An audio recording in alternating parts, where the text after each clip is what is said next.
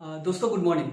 News सोच में फिर से आपका स्वागत है। जैसे कि मैंने बताया था, पोस्ट भी किया था यूट्यूब पे कि हमारे बीच में गाजीपुर का एक मुखिया जी आने वाले हैं, जो कि बहुत यूथ आइकन और बहुत अच्छी नॉलेज और बहुत अच्छा एक्सपीरियंस, बहुत अच्छी एजुकेटेड पर्सनालिटी। तो ऐसे व्यक्ति से आज आपको बातचीत कराने, पूरा कंप्लीट वीडियो देखिएगा और एक एक सवाल ऐसे पूछेंगे जो कि आपने मेरे को कमेंट करके बताया था कि इस मुखिया जी से ये क्वेश्चन पूछेगा और इस तरीके की बातचीत पूछेगा। तो मैं आपको लेके चलता हूँ जो हमारे गाजीपुर के जो मुखिया जी हैं, इम्तियाज अंसारी जी से आज बातचीत करते हैं। Okay sir. तो ये हमारे बीच में सर हैं इम्तियाज अंसारी जी। पहले सर आपको तहे दिल से नमस्कार कि आप आज आ गए। जी, आपको भी धन्यवाद। और आपके चैनल सच तक से न्यूज़ सोच तक से अपने सुनने वाले सभी दर्शकों को मेरा नमस्कार। पंचायत के सभी सम्मानित जनता को मेरा नमस्कार प्रणाम। ओके सर, पहला तो ये जानना चाहता हूँ मैं कि आपको कितने साल हो गया काम करते करते राजनीतिक में? उसके पहले आप क्या करते थे और कैसे कैसे इसमें कदम रखा आपने? जी, मेरा राजनीतिक जीवन 2014 से शुरू हुआ है। उस वक्त के मुखिया हुआ करते थे गाजीपुर पंचायत के काजी उजैर आलम, जो कि बहुत ही 15 साल तक मुखिया रहे हैं जी। और उनका एक अलग पहचान है। और मैं यहाँ ये कहूँगा कि जितने भी मेरे दोस्त और जितने भी मेरे जानने वाले हैं वो सबके गुरु हैं और मेरे भी गुरु हैं।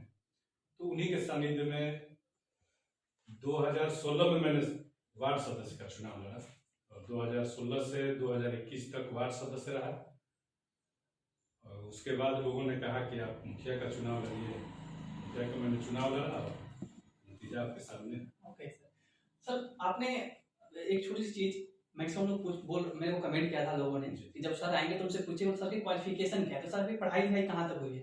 क्वालिफिकेशन मेरा बहुत ही कम है, मैं नॉन मैट्रिक। अच्छा जी। ओके सर, आपको जब आपने चुनाव जीता तो अभी पूरी संख्या वहाँ पे क्या है जो लोग चुनाव दिए थे पूरे, जैसे कि कितना वोटिंग बढ़ा था वहाँ पे? वोटिंग वहाँ 5400 कुछ ऐसे हुआ। 5400 वोटिंग बढ़ा था। तो आपको कितना मिला था? 1703 वोट।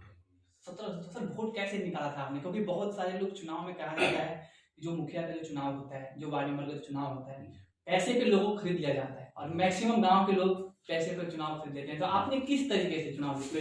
मैंने वार्ड सदस्य रहते हुए उससे पूर्व भी लोगों से लगातार संपर्क में रहा, लोगों के सुख दुख में बढ़ चढ़ कर हिस्सा लिया, लोगों के दुखों को समझा और उस अनुसार मैंने उस क्षेत्र में कार्य किया।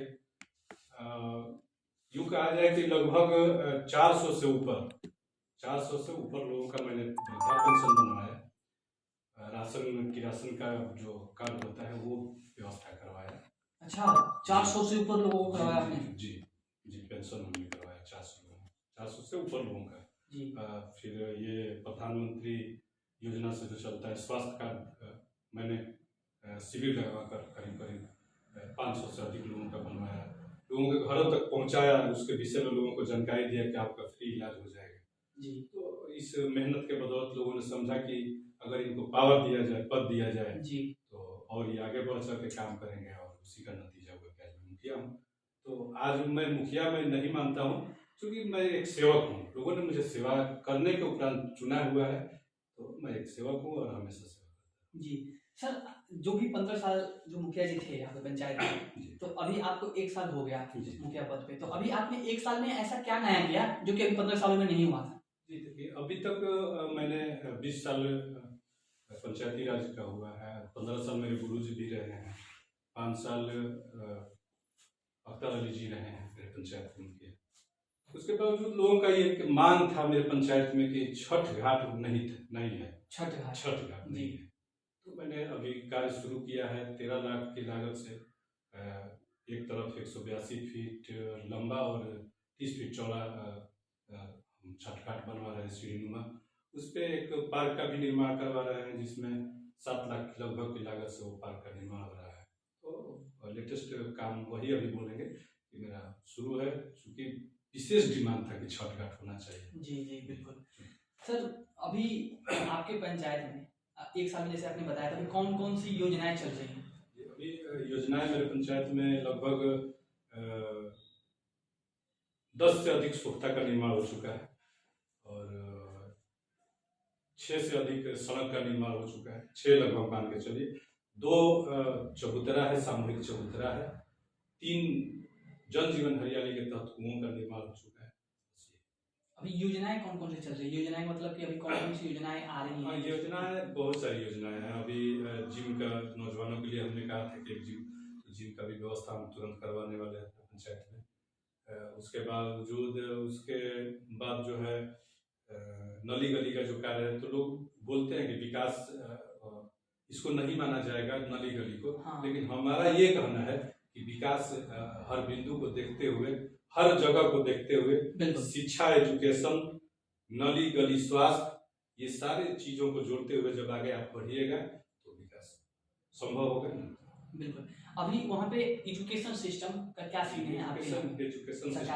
एजुकेशन सिस्टम जब हम चुन कर आए तो उस समय बहुत, उससे पहले लचर व्यवस्था था वहाँ का, लेकिन चुन के आए तो हमने स्कूलों का दौरा करना शुरू किया। चूंकि उतना पावर मुखिया को नहीं दिया गया, क्योंकि देखिए हम ऊपर उठ के नहीं काम करना चाहते हैं। जी जी जी। जो मेरा अधिकार है, अधिकार क्षेत्र है, उस अधिकार क्षेत्र में रहकर काम करना जानते हैं। तो अधिकार क्षेत्र ये है तो सही कि सरकारी स्कूल में जा सकते हैं? बिल्कुल बिल्कुल बिल्कुल। तो हम लगातार निरीक्षण करते हैं और नतीजा ये है कि अभी सुचारू रूप से सुधार हुआ है। ये नहीं कहेंगे कि सुधर गया है, लेकिन धीरे धीरे सुधार हुआ है। आगे प्रयास ये रहेगा कि 100%। जी सर, आपके गांव में बहुत सारे लोग ऐसे बोलते हैं कि मैक्सिमम लोगों के घर तक पानी नहीं गया है। जी, तो ये सही है कि गलत है? नहीं, अभी जो पीएचडी विभाग का नल जल योजना चल रहा है, नहीं गया है। 25% लोगों के घर में पानी नहीं पहुंचा है टंकी का। जी, तो प्रयास है कि पहुंच जाए, और हमने लिखित रूप से भी इसको टीम को दिया है और फोन के माध्यम से भी लगातार संपर्क में रहते हैं। उन्होंने भरोसा दिलाया है कि बहुत जल्द जनवरी में ही पूरा कर दिया जाएगा। ओके सर, अभी आपके गांव में पंचायत भवन है कि नहीं? नहीं, मेरे गांव में पंचायत भवन नहीं है, क्योंकि सरकारी जमीन जो भी है अतिक्रमण है, लोगों ने अतिक्रमण कर रखा है। उसके विरुद्ध मैंने लोक शिकायत निवारण पदाधिकारी को दिलवाया था, किसी से आवेदन खुद नहीं दिया था, किसी से दिलवाया था, और उनके द्वारा ये आदेश दिया गया कि अतिक्रमण खाली किया जाए। जी, तो अभी तक प्रशासनिक सहयोग न मिलने के कारण अभी तक लंबित है मामला। अब उम्मीद करते हैं कि अगले महीने हाईकोर्ट हम जाने वाले हैं या किसी को भेजेंगे, जी, मामला सॉल्व करेंगे। चूंकि और पंचायत जहाँ तक पंचायत सरकार भवन की बात है, तो हमने अपने पंचायत में ही दुरासन में जगह देख लिया है। जमीन को एनओसी प्राप्त हो चुका है जमीन का, और बहुत जल्द निर्माण करेंगे। जी सर, वहाँ पे मैक्सिमम लोग अपने गाँव के ये बोलते हैं कि अभी सफाई कर्मचारी का भर्ती आया था। जी, हर वार्ड में 2-2 एक और सहायक। तो लेकिन वहाँ पे सफाई कर्मचारी भर्ती तो हो गए, लेकिन सफाई नहीं हो रहा है वहाँ पे। आज भी वैसी नली, वैसी पानी बाहर निकल रहा है। सबसे पहले आपकी जानकारी के लिए बता दूं कि सरकार का जो प्रावधान है स्वच्छता वाला, इसमें पंचायतों को वरीयता के आधार पर चुना गया है। जैसे गंगा के किनारे के पंचायतों को चुना गया है। जी, तो सबसे पहले तो सिमरी प्रखंड में अभी 5 पंचायत से चुने गए थे, और फिर अब दूसरे चरण में 5 पंचायत चुने गए। दूसरा चरण में मेरा पंचायत चुना गया है। मार्च के बाद अभी स्वच्छता कर्मियों की बहाली होगी। अभी मेरे यहाँ बहाली नहीं हुई है, और ना ही मेरा पंचायत चुना गया है।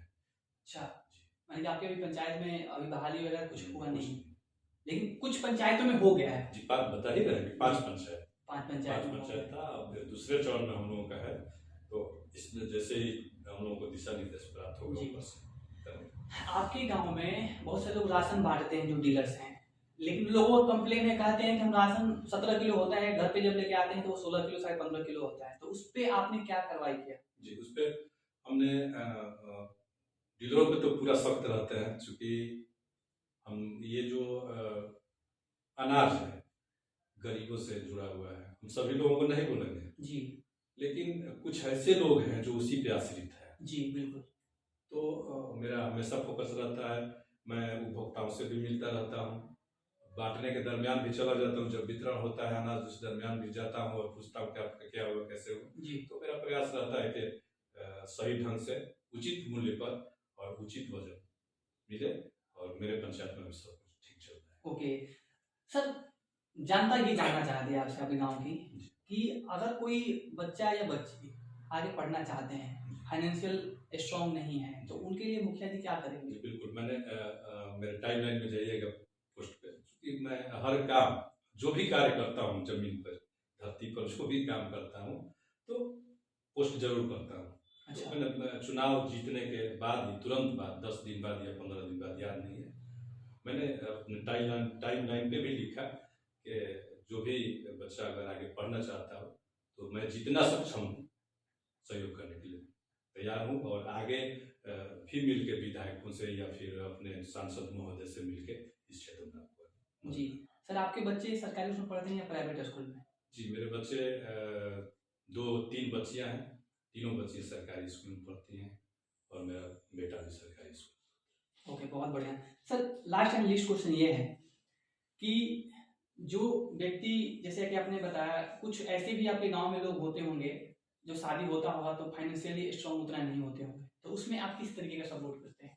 जी देखिए, ये बताने वाली चीज़ नहीं है, लेकिन जब आपने सवाल कर दिया तो बस मैं इतना बताऊंगा कि जो ऐसा तो मेरा एक प्लान चलता है कि बच्चियों की शादी में मैं जब भी जाता हूँ, चाहे वो बड़े लोगों की हो या पैसे वाले लोगों की, किसी भी, 2000 रुपया मैं न्योता के रूप में देता हूँ। उसको मदद समझिए या न्योता समझिए, 2000 हर बच्चियों की शादी में देता हूँ। और बीपीएल परिवार से जो मृतक लोग होते हैं, कबीर अंतुष्टि वाली राशि आप कहें उसको, तो 3000 तो खाता पे जाता है, सरकारी राशि जो होता है।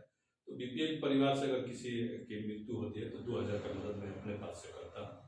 और रही बात जिनकी फाइनेंशियल जो कमजोर है जी, तो उन लोगों के लिए मैं क्या बोलूँ, अपने इस रीजन में, 1 साल के रीजन में 4 बच्चियों के ऐसे जो बच्चियां हैं, मैंने खाना और नाश्ता का व्यवस्था। वाह, ये तो बहुत बड़ी बात है सर। तो सर, कुछ लोगों ने बोला है कि मुखिया जी जब मुखिया जी नहीं बने थे तो बोलते थे कि एम्बुलेंस सेवाएं आएंगी, लेकिन अभी तक एम्बुलेंस का कोई नामो निशान नहीं जी है। बिल्कुल, इसमें हमने वादा किया था, और आप खुद समझ रहे होंगे कि सिस्टम कितना तेजी से चल रहा है जी।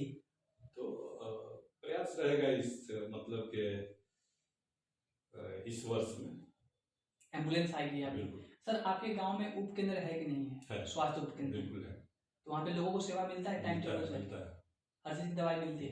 यानी कि आपके गांव को लोगों को बाहर नहीं जाना पड़ता है दवाई लेने के लिए? जाना पड़ता है, बिल्कुल जाना पड़ता है, चूंकि स्वास्थ्य उप केंद्र में जो दवाइयाँ जो मौजूद हैं, उपलब्ध हैं जी, बुखार सर्दी खांसी के वो उपलब्ध हैं, बाकी बाहर जाना पड़ता है। Okay sir, last and list question मेरा ये है कि शराबबंदी के ऊपर क्या बोलना चाहेंगे आप?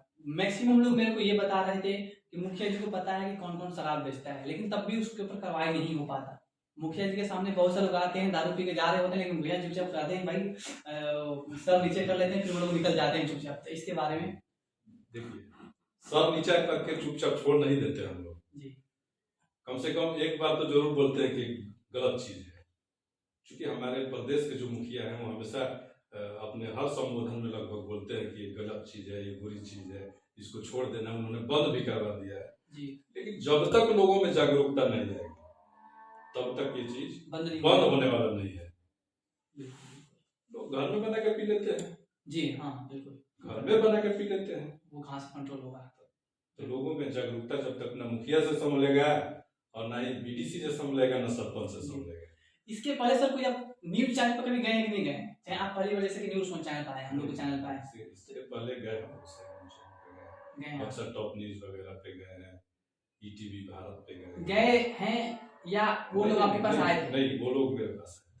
तो पहली बार आप न्यूज चैनल पर आए हैं ना? पहली बार सर ये नया चीज हो गया ना आपके लिए। तो सर से ये कुछ क्वेश्चन रहा हम लोगों के बीच में, और सर कुछ और मैसेज देना चाहते हैं अपने गांव वासियों को, चाहे देशवासियों को, तो आप वो बिल्कुल दे सकते हैं। बिल्कुल, मैं मैसेज ये देना चाहता हूँ कि अभी मैं पंचायत का मुखिया हूँ या आपके पंचायत का कोई मुखिया हो तो उससे विरोध न रखें, और पंचायत में जो विरोध आपने किया लोगों का चुनाव के दौरान वो विरोध खत्म करें और उस मुखिया को सहयोग करें कि वो आपके पंचायत को विकसित पंचायत बनाए।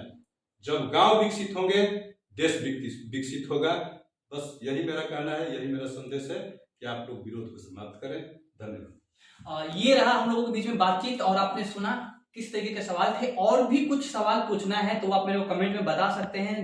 नेक्स्ट बार जब सर को बुलाएंगे, पार्ट 2 जब कभी करेंगे, तो उसमें सर से मैक्सिमम क्वेश्चन हम लोग पूछ लेंगे। लेकिन अभी कोई भी दिक्कत आती है गाजीपुर पंचायत से, तो वो मेरे को मैसेज करके, कॉल करके, व्हाट्सअप करके, किसी भी तरीके से आप मेरे को बता सकते हैं। कोई भी जरूरत हो तो आप मेरे को कॉल, व्हाट्सअप, कुछ भी किसी टाइम भी कर सकते हैं। Okay, thank you so much. News सोच चैनल को सब्सक्राइब करिए, लाइक करिए, कमेंट करिए और ज्यादा से ज्यादा शेयर करिए। ऐसी वीडियो हर किसी तक पहुंचनी चाहिए। Okay, thank you.